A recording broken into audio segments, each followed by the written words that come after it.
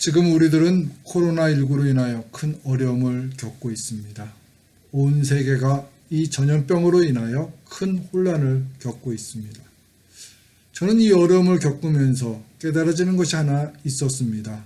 그것은 하나님께서 왜 이러한 어려움을 우리들에게 허락하여 주시는 것일까 기도하던 중에 그 답을 우리들이 하나님 앞에 교만한 모습으로 살아왔구나 하는 것을 깨달았습니다.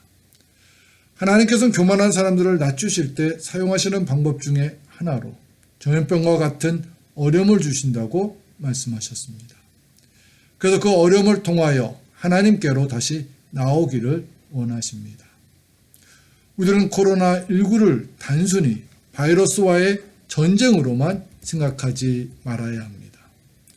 우리는 이것을 영적 전쟁으로도 생각하여야 합니다.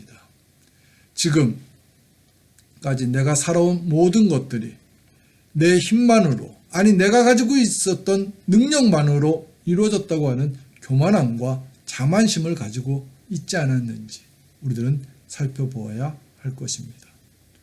우주를 정복할 만큼 놀라운 과학 문명을 가지고 있다고 하는 인류가 지금 눈에 보이지 않는 작은 바이러스의 공격으로 인하여 전 세계가 큰 공포에 떨고 있습니다. 얼마나 우리들이 약하고 부족한 존재들입니까? 그런데 안타깝게도 우리는 그런 약한 존재임에도 불구하고 아직도 하나님을 두려워하지 않으며 살아갑니다. 그래서 함부로 하나님의 영광을 가리는 삶을 살아갑니다. 우리들은 이번에 어려움을 통하여 교만한 모습으로 살아왔음을 이런 것을 인정하며 회개하는 기회로 삼아야 할 것입니다. 성도 여러분, 하나님께서는 교만은 패망의 선봉이라고 말씀하셨습니다. 우리들이 죄를 짓기 가장 쉬운 때가 바로 교만한 마음을 가지고 있을 때입니다. 교만한 마음을 가지고 있으면 우리들은 나도 모르는 사이에 하나님을 경외하려고 하는 마음을 잃어버리게 됩니다. 그러면서 하나님께서 가장 싫어하시는 죄를 짓게 됩니다. 오늘 우리에게 주신 말씀에 나오는 다윗도 교만한 마음으로 행하다가 자신의 인생에서 가장 큰 오점을 남기는 죄를 짓게 되었습니다. 다윗은 하나님으로부터 마음이 합한 자라는 칭찬을 받았던 사람이었습니다. 하지만 그러한 다윗에게 한 가지 큰 오점이 있었는데 그것은 본문에 나오는 우리아의 아내 밧세바와 간음을 행한 것입니다. 다윗은 이 죄를 범한 것 이외에는 하나님 앞에 훌륭한 믿음 생활을 하였다고 하나님께서는 칭찬해 주셨습니다. 이는 다윗의 햇사람 우리아의 일 외에는 평생에 여호와 보시기에 정직하게 행하고 자기에게 명령하신 모든 일을 어기지 아니하였습니다. 다윗은 한평생을 하나님을 기쁘게 드리는 삶을 살았던 것입니다.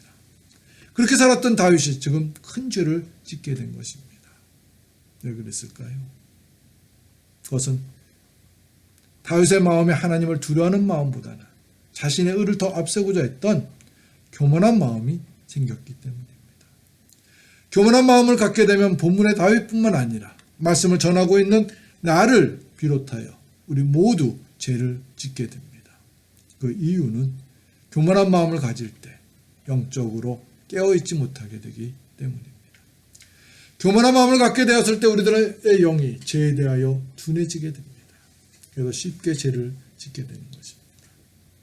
성도 여러분, 우리는 늘 겸손한 자세로 살아가길 노력해야 합니다. 그래서 늘 영적으로 죄에 대하여 깨어 있어야 합니다. 그렇게 살아갈 때 하나님께서는 우리들에게 큰 은혜를 베풀어 주시는 것입니다. 본문을 살펴보면 다윗은 부하들만을 전쟁에 보내고 자신은 예루살렘에 홀로 남아 있었습니다. 그 이유는 다윗까지 가지 않아도 충분히 암몬 자손들을 멸할 수 있다고 여겨졌기 때문입니다.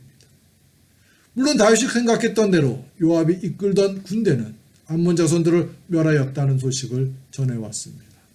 문제는 그러한 소식을 듣게 되자 다윗의 마음에 교만한 마음이 생겨난 것입니다. 역시 내가 훈련시켜 놓은 군대들은 막강한 군대들이야. 내가 조직하고 훈련시킨 이 군대들은 세계 어디를 가도 충분히 승리할 수 있는 막강한 군대야. 이러면서 다윗은 이 모든 것이 하나님의 은혜로 이루어진 것임을 잊고 자신의 공로를 내세우게 된 것입니다. 그렇게 교만한 마음을 갖게 되었을 때 다윗의 마음이 둔해지게 된 것입니다. 그래서 죄에 대하여 깨어있지 못하고 큰 죄를 짓게 된 것입니다. 저녁 때 다윗이 그의 침상에서 일어나 왕궁 옥상에서 거닐다가 그곳에서 보니 한 여인이 목욕을 하는데 심히 아름다워 보이는지라. 다윗은 안목의 정욕에 넘어져서 죄를 짓게 됩니다. 성도 여러분, 우리들은 겸손한 자세로 늘 깨어있기를 노력해야 합니다. 예수님께서 마지막 때를 살아가는 사람들이 가져야 할 자세는 깨어있는 자세라고 말씀해 주셨습니다. 너희는 스스로 조심하라. 그렇지 않으면 방탕함과 술취함과 생활의 염려로 마음이 둔하여지고 뜻밖의 그날이 덕과 같이 너희에게 임하리라. 이러므로 너희는 장차 올 이 모든 일을 능히 피하고 인자 앞에 서도록 항상 기도하며 깨어 있으라 하시니라. 깨어 있지 않을 때 우리들은 교만해집니다. 그래서 예수님께서 말씀해 주신 것처럼 마음이 둔해집니다. 사탄은 그때를 놓치지 않습니다. 그래서 마음이 둔해지게 되었을 때 죄를 짓도록 유혹을 합니다. 우리는 영적으로 깨어 있으면서 지금 내가 믿음 안에서 살아가고 있는지 살펴보아야 합니다. 또 영적으로 깨어 있어서 하나님을 열심히 경외하며 살고 있었는지 살펴보아야 합니다. 본문의 다윗이 예루살렘 홀로 남아 있게 된 것이 잘못이었을까요? 물론 함께 갔으면 더 좋았을 것입니다. 그러나 홀로 남아 있었던 것보다 더 큰 문제는 그가 자신이 없어도 충분히 큰 전쟁을 이겼다는 소식을 들으면서 교만해졌다는 것입니다.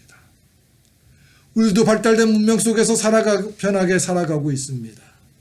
그러면서 우리들은 하나님의 도움이 없이도 충분히 잘 살 수 있는데 왜 하나님을 경외하며 살아가라고 할까 하면서 하나님을 경외하는 것을 점점 싫어하게 됩니다. 성도 여러분, 코로나19로 불안해하고 두려워하지만 마시고 이번 기회에 이 여러분들의 삶을 살펴보시기 바랍니다. 지금까지 내가 하나님의 은혜를 사모하면서 오로지 그분의 도움과 능력을 의지하며 살아오지 않았다고 깨달아진다면 우리는 이번의 사태를 회개하는 기회로 삼아야 할 것입니다. 하나님께서는 교만한 사람들에게 그 교만함을 꺾으시려고 어려움을 허락하여 주시지만 그 사람이 회개하며 겸손한 사람으로 바뀌려고 노력을 할 때 그 어려움을 해결해 주십니다. 유대의 왕 중에 므낫세라는 왕이 있었습니다. 이 왕은 교만해지면서 한편에는 하나님을 섬기고 또 다른 한편에는 이방신을 섬기는 죄를 범했습니다. 하나님께서 진노하셨습니다. 그래서 므낫세를 아수르 왕의 군대에 잡혀가게 하였습니다. 그러자 므낫세는 하나님 앞에 크게 겸손하며 하나님께 도와달라고 기도를 하였습니다. 그가 환난을 당하여 그의 하나님 여호와께 간구하고 그의 조상들의 하나님 앞에 크게 겸손하여 기도하였으므로 하나님이 그의 기도를 받으시며 그의 간구를 들으시사 그가 예루살렘에 돌아와서 다시 왕위에 앉게 하시매 므낫세가 그제서야 여호와께서 하나님이신 줄을 알았더라.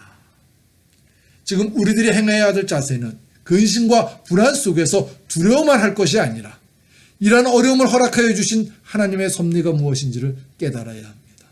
하나님의 섭리는 이 어려움을 통하여 하나님에게로 회개하고 돌아오라는 것입니다. 우리는 그 섭리에 순종하며 살아가야 합니다.